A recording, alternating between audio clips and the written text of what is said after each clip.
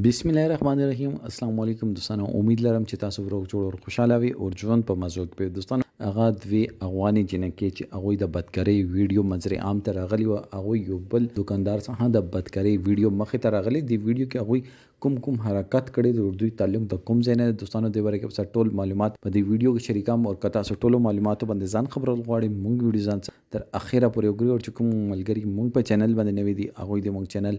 مخه ځان سبسکرایب کی ټلې نشان دی وي تاکہ مونږ راتلونکي معلوماتي ویډیو هغه ته په اسانه سم لاوي دوستانو یو ویډیو منظر عام ته راغله چې هغه کې دوی افغاني جنکې چې هغه تعلق د افغانستان نه اور د ټیم کې په کراچي کې ژوند کولو کراچي مین بازار کې هغه سره عام خپل عزتونه خپل شرم چې دا د دنیا تر مخه تا کړو او دا په سوشل میډیا باندې دا کلیپ دومره مخه ته لاړو چې ډیر زیات پښتنه په خپه شي خو دوستانو هغه دوی جنکې چې دی هغه په سیاست باندې څه فرق نه دی پریوتلې یو بل دکاندار څخه هغه غلطه ویډیو مخه ته راغلی دوستانو دا خبر په سوشل میډیا باندې ډیره تیزی سره گردش کوي خو دلته ایوا خبره کلیر کول غواړم چې دا هغه دوی جنکې نه دی اړو بل داسې ویډیو راغلی نه دا هغه ویډیو دا چې کومه چې مخکې راغلی و د خلک دا لیکلي دي چې دا هغه سیوا بل ویډیو هم مخه ته راغله خو دا زړه ویډیو پکې پلی کیږي نوی ایس نشته د لک خلک خپل ویوز لپاره فالوور لپاره داسې نیوز جوړای خو دوستانو داسې هیڅ خبره نه ده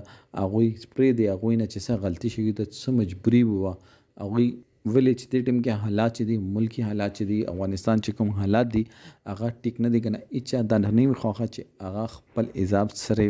بازار او خپل عزت نیلام کی نو دوستانو مونږ ته پکار ده چې مونږ چې چا باندې پرده اچول شو نو موږ ته پکار ده چې هغه باندې پرده وچولې کوم نن چا باندې پرده واچول نو سار ته الله پاک کوم نه داسې څه غلطي سرڅ چې نو الله پاک به موږ باندې پرده راچي او دوستانو موږ ته پکار ده چې موږ داسې چې کوم ویډیو کانه مخه ته رسي چې هغه مخه فارورډ کوو تاکي چا عزت چې دا هغه په خپل ځای باندې پاتې ول عالم چې هغه سم مجبوری وا هغه سم مجبوری ته دا کار کړو الله ته پاته ده دوستانو موږ ته پکار ده چې موږ دا ویډیو چې سمره کما شیر کو نو هغه خدای دوستانو د باره کې تاسو سره دا کمنټ سیکشن کې خپل رائے ضرور کې والسلام